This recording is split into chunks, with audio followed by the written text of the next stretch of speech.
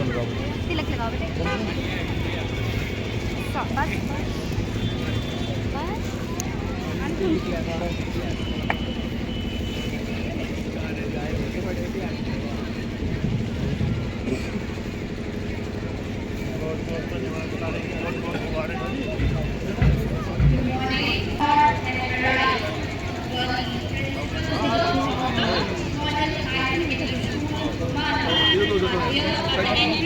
along with the members of the reception committee to formally receive our honorable chief guest. Extend a very warm and hearty welcome to you, sir.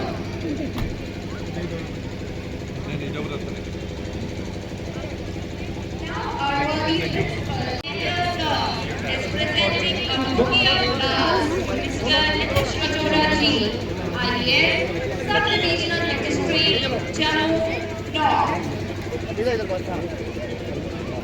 Now, our worthy principal, sir, of Government Model Higher Secondary School, Samana, Mr. Mohinder ji, is presenting a bouquet of flowers to Mr.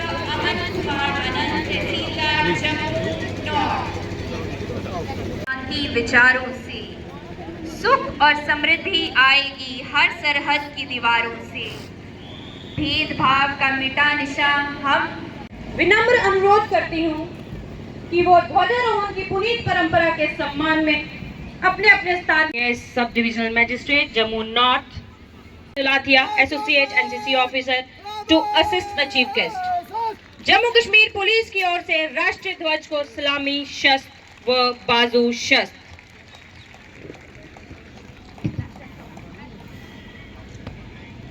Jana Gana मन अधिनायक जय हे भारत भाग्य विधाता। पंजाब सिंध गुजरात मराठा द्राविड़ उत्कल गंगा विंध्य हिमाचल यमुना गंगा उच्चल जलधि तरंगा। तव शुभ नामे जागे तव शुभ आशीष मांगे गाहे तव जय गाथा। जन गण मंगलदायक जय हे भारत भाग्य विधाता। जय हे जय हे जय हे जय जय जय जय हे। भारत माता की, भारत माता की, भारत माता की।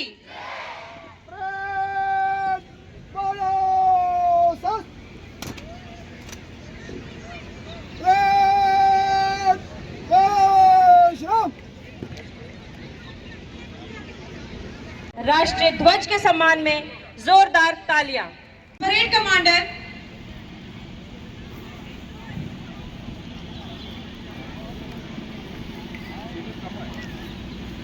Commander cadet Atul ji, sub divisional magistrate Jammu north, parade का निरीक्षण।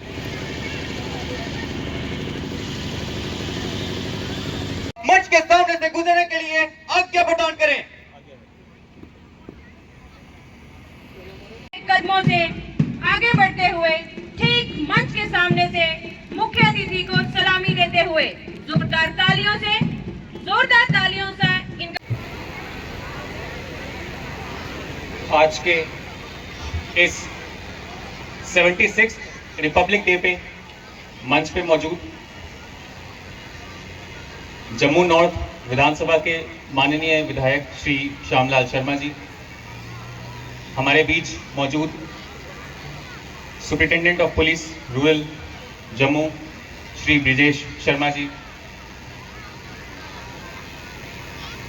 अन्य सभी विभागों के ऑफिसर्स,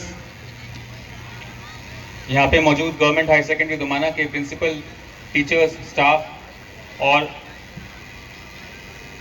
सभी स्कूलों से आए प्यारे बच्चों, और जो हमारे बीच मौजूद है हमारे जम्मू नॉर्थ के सिटीजन्स, आप सभी को 76 रिपब्लिक डे के उपलक्ष्य में मेरी तरफ से बहुत बहुत शुभकामनाएं और बधाइयां।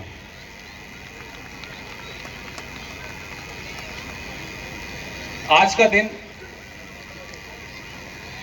एक अवसर है उन लोगों को याद करने का जिन्होंने हमारे देश का, महान देश का एक महान संविधान लिखा, जिस संविधान के वजह से आज हम सब लोग एक आजाद, एक संप्रभु देश में सांस ले सकते हैं और अपने सारे सपने, अपने सारे गोल्स उसकी तरफ एक समता पूर्वक सोसाइटी में, एक equality loving, equality preferring society में हम आगे कैसे बढ़ सकते हैं, वो सब जो हमें दिया है वो हमारे संविधान ने दिया है और संविधान के जो हमारे निर्माता है।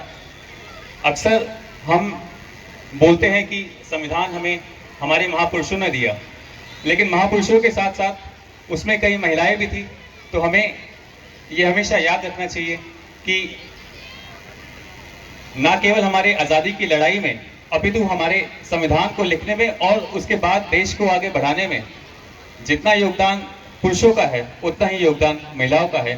तो आज मैं उन महिलाओं को भी अपनी श्रद्धांजलि अर्पित करना चाहूँगा जिन लोगों ने हमारे देश की आज़ादी के लिए अपने प्राण न्यौछावर किए, अपना पूरा तन मन धन से समर्पित रहे और जो आगे हमारे संविधान के निर्माण के प्रति जिन्होंने अपना योगदान दिया। हम आज का दिन उन सभी महिलाओं को भी याद करने का है, चाहे वो बाबा साहेब डॉक्टर भीमराव अंबेडकर हो या अन्य लोग हो जो कि ड्राफ्टिंग कमेटी के मेंबर थे या वेरियस कमिटीज के जो मेंबर थे, उन सबको आज हमें याद करने का दिन है।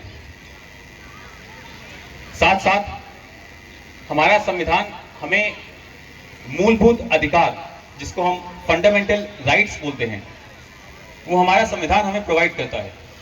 लेकिन इसके साथ साथ हमारे कुछ मूलभूत कर्तव्य भी होते हैं, जिसको हमारे संविधान ने कहा गया है कि फंडामेंटल ड्यूटीज। एक नागरिक के क्या अधिकार है और एक नागरिक का क्या कर्तव्य है, हमें इन दोनों के प्रति अपने आप को अवेयर करना है। हमें इन दोनों के प्रति अपने आप को एक अच्छी विचारधारा से सोच के न केवल अपने अधिकारों के प्रति बल्कि अपने कर्तव्यों के प्रति आगे बढ़ना है। जैसे कि हम जानते हैं कि हमारे देश को आज़ाद हुए 75 साल से ज़्यादा हो गए और अब हम अमृत काल में प्रवेश कर चुके हैं। इस अमृत काल में हमारा लक्ष्य है कि आज़ादी के जब 100 साल हम मनाएं, जब 100वीं वर्षगांठ हमारी आज़ादी की मने 2047 में, तो हमारा देश एक विकसित राष्ट्र हो।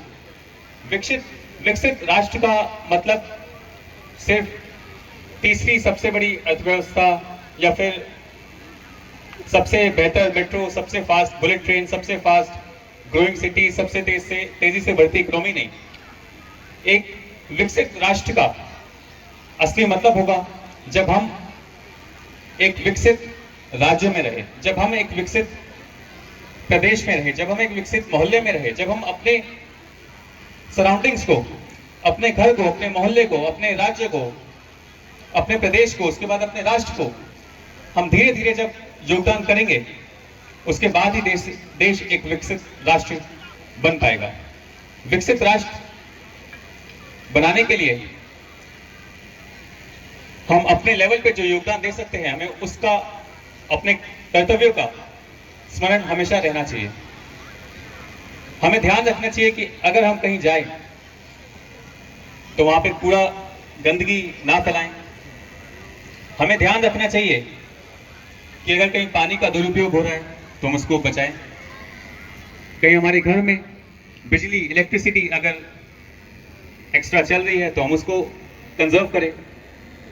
इन्हीं छोटे छोटे कार्यों से हमारा देश एक विकसित राष्ट्र की ओर बढ़ेगा। कहते हैं बूंद बूंद से घड़ा भरता है। जब हम अपना योगदान देंगे इन छोटी छोटी बूंदों के तहत, तो ही देश के प्रगति का जो घड़ा है वो भर पाएगा। हमें हमेशा ये ध्यान रखना चाहिए कि हम एक इंडिविजुअल ही नहीं, हम एक बड़े राष्ट्र के एक निर्माता के रूप में हमें जो हमारी जनरेशन है उसे आज़ादी की लड़ाई में भाग लेने का मौका नहीं मिला। हम आज के 21वीं सदी के भारत के लोग हैं। तुम आज अपने देश के लिए क्या कर सकते हैं, अपने परिवार के लिए क्या कर सकते हैं, हमें ये सब सोचना पड़ेगा। और सोचने के बाद उस पर अमल करना उससे भी ज़्यादा आवश्यक है। आज के दिन मैं याद करना चाहूँगा बाबा साहेब अम्बेडकर की जो विचारधारा थी, बाबा साहेब अम्बेडकर की जो टीचिंग्स थी। बाबा साहेब अम्बेडकर का जो मुख्य फोकस था वो था 3 ईज पे। 3 ईज, जो पहला ई है वो है एजुकेशन। यहाँ पे मौजूद जितने बच्चे हैं उन सब से मेरा ये अपील है, रिक्वेस्ट है कि आप एजुकेशन को हमेशा महत्व दें। पढ़ाई एक ऐसी हथियार है आपके पास जिससे आप दुनिया बदल सकते हैं। कहते हैं कि जो जंग तलवार से नहीं जीती जा सकती, वो जंगें कलम से जीती जा सकती है। मेरे सभी पेरेंट्स से ये अनुरोध है कि चाहे वो बेटा हो बेटी हो, हम उनको पढ़ाई में पूरा सहयोग करें और मोटिवेट करें, और घर में एक ऐसा वातावरण बनाएं, घर में ऐसा माहौल बनाएं कि जिसमें पढ़ाई लिखाई, किताबों के बारे में चर्चा हो, जिससे हमारा आगे आने वाला समाज पढ़ा लिखा हो, अपने अधिकारों का, अपने कर्तव्यों का उनको बोध हो। बाबा साहेब अम्बेडकर का दूसरा ई था इक्वालिटी। इक्वालिटी ना केवल अलग अलग जातियों में, अलग अलग धर्मों में, बल्कि इक्वालिटी महिला पुरुष में भी, इक्वालिटी समाज के हर वर्ग में, इक्वालिटी एक अधिकारी और एक जो आम नागरिक है, हमें वोट का अधिकार, जो सबसे बड़ा अधिकार होता है एक डेमोक्रेसी में, वो जितना एक अधिकारी का है उतना ही एक आम नागरिक का भी है। ये इक्वालिटी जो विचारधारा है, ये हमारे संविधान ने हमें दी, ये हमारे जो महापुरुष है, जो हमारे फ्रीडम फाइटर्स है, और इवन जो हमारी भारतीय संस्कृति है, ये बराबरी की परंपरा हमेशा से हमारी भारतीय संस्कृति में चलती आ रही है। तो पहला ई हो गया एजुकेशन, दूसरा ई हो गया इक्वालिटी, तीसरा ई है इकोनॉमिक्स। इकोनॉमिक्स का मतलब केवल जीडीपी या जो हम देखते हैं स्टॉक मार्केट नहीं है। इकोनॉमी का मतलब है कि हमें अपने आप को इतना सक्षम बनाना है कि हम अपना अच्छे से भरण पोषण कर सके, और ना केवल अपना अच्छे से कर सके, अपने परिवार का और साथ साथ अपने देश का। अब आप पूछेंगे अपने देश का कैसे कर सकते हैं? जब हम एक अच्छे नागरिक बनते हैं तो हम अपने टैक्सेस जो है, हमें ये ध्यान रखना है कि अगर हमारी इनकम एक पर्टिकुलर थ्रेशोल्ड से ज़्यादा है तो हमें अपने टैक्सेस देने हैं। और अगर हम इकोनॉमिकली, फाइनेंशियली एक वेल ऑफ अपने आप को बना पाते हैं, जिसका सीधा संबंध पहले ई से है जो कि एजुकेशन है। अगर हम इकोनॉमिकली अपने आप को पहले ई की बदौलत, एजुकेशन की बदौलत अपने आप को इकोनॉमिकली पावरफुल बना पाते हैं, तो इससे न केवल हमारा फायदा होगा बल्कि हमारा देश एक विकसित राष्ट्र की ओर आगे बढ़ेगा। तो आज हम इन 3 ईज को, बाबा साहेब अम्बेडकर को अपने ध्यान में रखेंगे, एजुकेशन, इक्वालिटी एंड इकोनॉमिक्स। इसके साथ साथ मेरी आप सभी ऑफिसर से अपील है कि जो भी व्यक्ति, जो भी एप्लीकेंट, जो भी नागरिक हमारे ऑफिस में आए, हमें इतना ध्यान रखना है कि एटलीस्ट उनको बैठने के लिए एक चेयर हो और पीने के लिए पानी जरूर मिले। मैं देखता हूँ कई ऑफिस में एप्लीकेंट्स खड़े रहते हैं, तो मेरी ये कोशिश रहती है कि जहाँ भी हम जाए, चाहे वो गरीब हो, क्या होता है कि जो जिसकी थोड़ी पहुंच होती है, जो कभी फ़ोन करा के आ जाता है, हम उसको तो ज़रूर कुर्सी पे बैठने का मौका देते हैं, लेकिन जो बिल्कुल गरीब है, जो बिल्कुल अपने छोटे से काम के लिए है, चाहे उसका काम गलत हो, लेकिन हमें ये ध्यान रखना है कि रिस्पेक्ट हर किसी को देनी है, चाहे वो आम आदमी हो। ये बात मैं अपने पर्सनल अनुभव से बोल रहा हूँ। जब मैं आईएएस नहीं बना था, जब हम किसी सरकारी ऑफिस में जाते थे, तो हमें भी मौका नहीं मिलता था उन बड़े अधिकारियों से मिलने का, चाहे वो एसडीएम हो, चाहे इवन तहसीलदार हो। जब हमें अपने सर्टिफिकेट बनाने जाना होता था तो हम नहीं जा पाते थे। तो जब हम सिस्टम में आए हैं तो हमें ये ध्यान रखना है कि जो हमारे साथ गलत हुआ या जो हमें मौका नहीं मिला, उस समय की परिस्थितियां हो सकता है कुछ और हो, लेकिन आज जब हम खुद उस कुर्सी पे बैठे हैं तो हमें ये ध्यान रखना है कि आगे हम एक व्यक्ति को कैसा फील कराते हैं वो हमेशा आगे जाता है।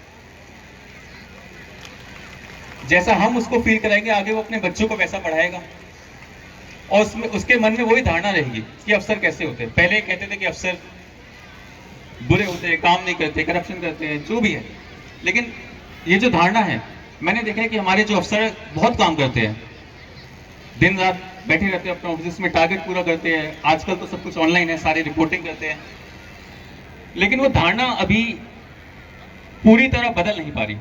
जो लोगों में आम धारणा है कि सरकारी ऑफिसर्स कैसे होते हैं, सरकारी दफ्तर कैसे होते हैं, तो हमारा ये कोशिश रहनी चाहिए कि अपने एक्शंस के थ्रू,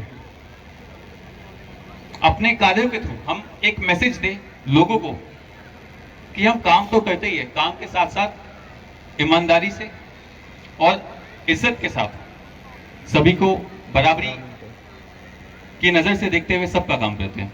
इन्हीं शब्दों के साथ मैं पुनः आज के गणतंत्र दिवस के कार्यक्रम में मौजूद सभी अतिथियों का फिर से स्वागत करता हूं, और आगे जो हमारे कार्यक्रम है उन सब का मैं बहुत हौसला अफजाई करता हूं। और मुझे पता है बच्चों ने बहुत महीनों से प्रिपेयर करे, 1 महीने पहले मुझे याद है 20 दिसंबर से शायद प्रिपेयर कर रहे हैं।